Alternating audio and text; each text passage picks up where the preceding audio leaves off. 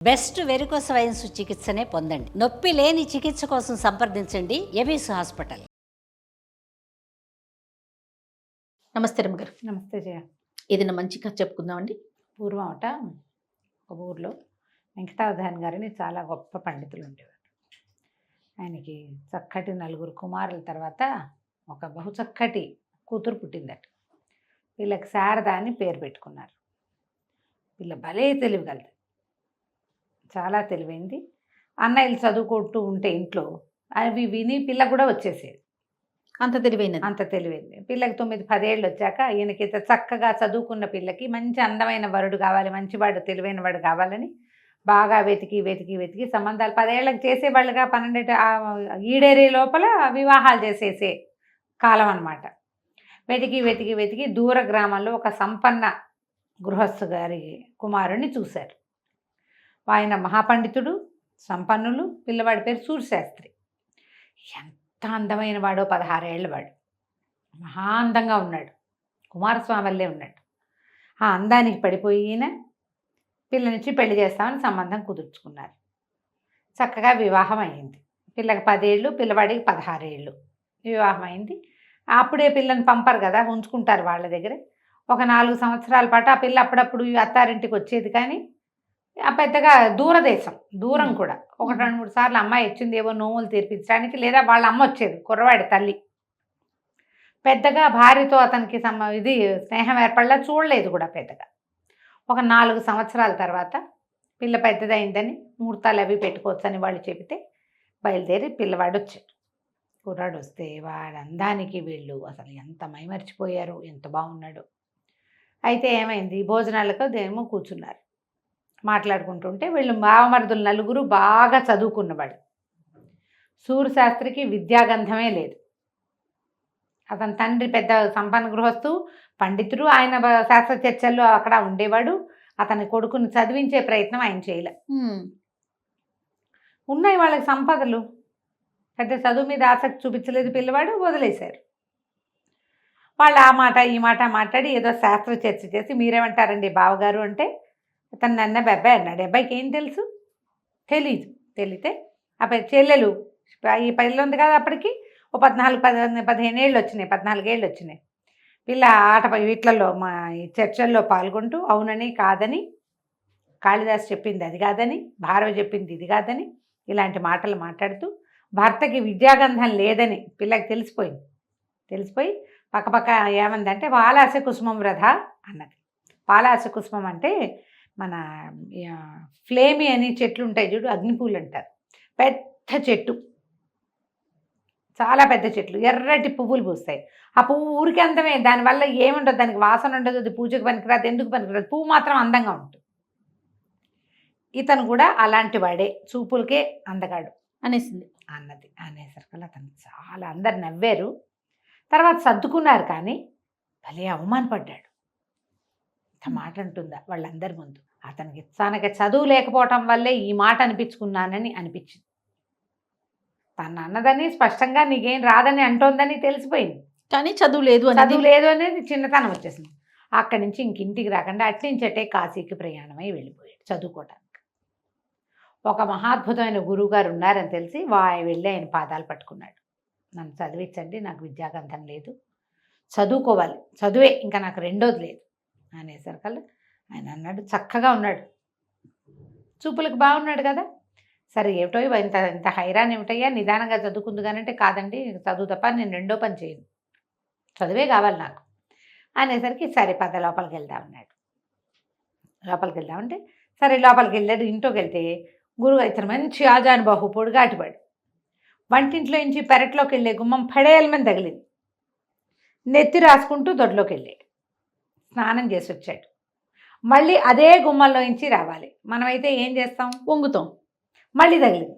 సరే కంచాలు పెట్టి ఆవిడేమో విస్తరలు వేస్తుంది భార్య, ఆయన గురుగారి భార్య. ఆయన ఏం చెప్పాడంటే, ఈ పిల్లవాడికి ఆముదం వడ్డించు నెయ్యి బదులు, రోజు ఆముదమే అన్నంలో అని చెప్పి నేను చెప్పేదాకా అని ఆవిడ ఆముదం వేసి వడ్డించింది. వీళ్ళు చాలా సంపన్న గృహస్థులు. అత్తవారు పుట్టింటి వాళ్ళు కూడా, అతని తండ్రి సంపన్నుడే, ఈయన అత్తగారు సంపన్నులే. నెయ్యి లేకుండా ముద్ద దిగదు. మామూలుగా వీళ్ళకు ఆహారంలో నెయ్యి ప్రధానమైన పాత్ర వహిస్తుంది. మాట్లాడలా, తినేసాడు. అక్కడి నుంచి ఏం చేశారు, ఈయన చెరువు గట్టుకు తీసుకెళ్ళి అక్కడ కూర్చోబెట్టి చక్కగా అక్షరాల్లో ఓనమాలు దిద్దిచ్చారు. ఇసుకలో ఓనమాలు దిద్దిచ్చారు. అక్షరాలు దిద్దుకుంటుంటే అందరూ జయంతుడో కంతుడో మన్మధుడో లాగా ఉన్నాడు, ఎంత బాగున్నాడు అని వాళ్ళందరూ తనకేసి చూస్తున్న ఆడవాళ్ళు. అబ్బాయికి స్పృహ కూడా లేదు, తను చదువుకోవాలి అంతే. అంతే. రోజు యథావిధిగా ఆ తలుపు తగిలేదు అతనికి. అబ్బా అనేవాడు తప్ప తనకి తప్పుకోవటం అతని బుర్ర పనిచేయలే. ఆ విషయం ధ్యాస లేదనమాట, ఫోకస్ లేదు. ఆవిడ రోజు ఆమోదమే వేసి పెట్టేవారు. ఒక 5 ఏళ్లకి మొత్తం విద్య అంతా పూర్తయింది. నీ విద్య అయిపోయిందిరా నాయన అని చెప్పారట గురువుగారు. మర్నాడు పొద్దున లేచి స్నానం చేయటానికి తొట్లోకి వెళ్తూ తలుపు తగలంగానే గుమ్మం తగిలేసరికి అన్నట్ట, ఏంటండి గురువుగారు ఇంత గుమ్మం ఇంత పొట్టిగా ఉంది, 5 ఏళ్ళు తిన్నాడు దాని దెబ్బ, ఇంత పొట్టిగా ఉందేమండి గుమ్మం బాగు చేయించుకోవాలండి అని చెప్పాడు. వచ్చేటప్పుడు దెబ్బ తగల, జాగ్రత్త పడ్డాడు. అక్కడి నుంచి గురువమ్మగారు అన్నం వడ్డించారు. రోజు గురుగారి పక్కన కూర్చొని తినేవాడు. ఆ కాలంలో ఏం చేయాలి, 2 పూట్ల అన్నమే కదా, అదే కా పద్ధతి. అడిగితే అన్నం ఏమిటండి గురువమ్మగారు ఆవదం వాసన వస్తుంది అని అడిగాడు. అడగంగానే గురువుగారికి నవ్వు వచ్చింది. నెయ్యి ఇవే అని చెప్పాడు. ఆవదం అన్నం పక్క పెట్టుకుని నెయ్యి వేసుకున్నాడు, అన్నం తిన్నాడు. ఈయన అన్నారు, అయిపోయి నీ చదువు అయిపోయింది. ఇక నీకు రాదు కూడా, ఇంకా చదువు కూడా అయిపోయింది, ఇంకా నీకు రాదు అంటే నీకు ప్రాపంచిక విషయాల పట్ల దృష్టి ఉన్న వాడికి చదువు రాదు. చదువు వచ్చేవాడికి మిగిలినవేవి పట్టవు, చదువు మీదే ఉంటాడు వాడు.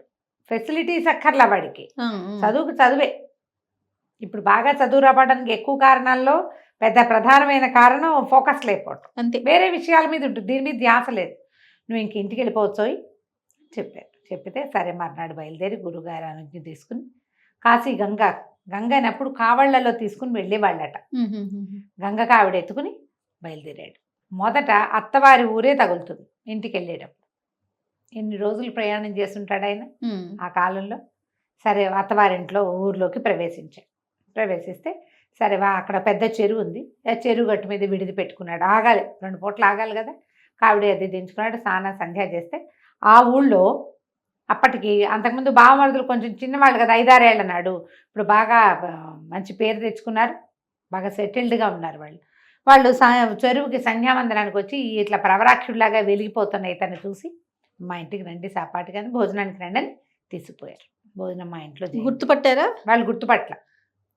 ఇంటికి తీసుకెళ్తే ఆ కాలం ఏంటంటే ఇట్లా అవమానపడి అల్లుడు అత్తవారింట్లో నుంచి వెళ్ళిపోయి ఆత్మహత్య చేసుకుంటాడని నమ్మారట వాళ్ళు. చుట్టుపక్కల వాళ్ళంతా ఆ భర్త అప్స్కార్డ్ అయిపోతే పిల్లని ఇట్లా అలంకారం చేసుకొని ఇస్తారని ఆసెమ్మ ఓసెమ్మ అందరు బుగ్గలు నొక్కుంటున్నారని పిల్లకి శిరోముండనం చేయించేసేవారు శారదకి. అయ్యో, అతను ఎక్కడ ఏమైపోయాడో వీళ్ళకి తెలియదు. అయితే ఆ విస్తళ్ళు వేశారు. ఆ అమ్మాయి వంట చేస్తోంది, వడ్డం చేయటానికి వచ్చింది, తల మీద వస్త్రం వేసుకు. సరే ఏమైందట, చారు పోసింది చేతిలో. చారు పోస్తే చారు ఘుమఘుమలాడుతోంది. ఘుమఘుమలాడాల్సిన చారు ఘుమఘుమ లేదు, ఎందుకంటే అందులో ఉప్పు లేదు. ఈయన అన్నట్ట చారు సమ్మిశ్రితం, శ్లోకం పూర్తిగా గుర్తులేదు నాకు, ఏమంటారు దాన్ని, మన అల్లము అవి వేసున్నాయి, కొంచెం కించిన లవణం చేత ఇంకొద్దిగా ఉప్పు ఉంటే బాగుండేది, పాలాస కుసుమం వృధా అన్నాడు. ఎట్లా పాలాస కుసుమం అందంగా కనపడుతుంది, అన్నీ ఉంటాయి కానీ దానికి వాసన లేదు, కొంచెం ఉప్పు వేస్తే పాలాస కుసుమం లాగా వృధా అవ్వకుండా ఉండేది ఇది అనేసరికల్లా అని అమ్మాయికి వేసి చూశాడు. భార్యను చూస్తే జాలేసింది అతనికి. తను లేచి వెళ్ళిపోవటం వల్ల అవమానపడే అల్లుడు వెళ్ళిపోయాడని అమ్మాయికి జుట్టు లేకుండా పాపం దానికి తెల్ల బట్టలు కట్టించి వెలుగులేని జీవితంలో ఉంది. జాలేసింది కానీ ఆ లోపల అవమానపడిన ఉడుకు పోలేదు ఆయనకి. వాళ్ళ ముందు తనను అవమానపరిచిన వేడి పోలేదు అని ఈ మాటలన్నీ ఆ అమ్మాయి మొహం కేసి చూసేసరికల్లా ఆవిడ కూడా ఆ పాలాస కుసుమం వృధా గుర్తొచ్చింది. ఓకే, తేరిపారు చూసేసరికల్లా గబగబా పరిగెత్తుకుంటూ వెళ్ళిపోయింది, గిన్నె లోపలికి పుచ్చుకుంది. వాళ్ళ అన్నయ్యకి ఎగసాడు, శారదా చారు గిన్నెదే అమ్మ, వెళ్ళిపోయావు లోపలికంటే మీ బావగారేరా అని చెప్పింది లోపల నుంచి.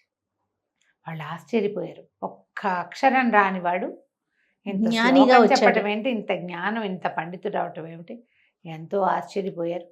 అక్కడి నుంచి వాళ్ళ అమ్మా నాన్నలు కూడా రప్పించి తర్వాత ఆ శుభముహూర్తం పెట్టి ఈ జుట్టు కొంచెం పెరిగాక అత్తవారింటికి సగౌరవంగా పంపించారు. భార్య అన్న ఒక్క మాటకి అవమానపడి చదువుకున్నాడు.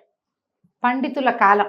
అది ఇప్పుడు ఏమైనా అంటే పెళ్ళాన్ని చెంపలు వాయి కొడతారు, అంతేగాని తమ పద్ధతులు మాత్రం మార్చుకోరు. మార్చుకోరు. అవును రమ్మగారు. ఇప్పుడు ఆయన తమ పద్ధతి మార్చుకున్న జీవితమే మారిపోయింది చూడు, ఎంత అద్భుతమైన వ్యవహారం కదా. కథ కంచికి మనం ఇంటికి. చాలా బాగుంది రమ్మగారు, సూపర్. నమస్తే. నమస్తే.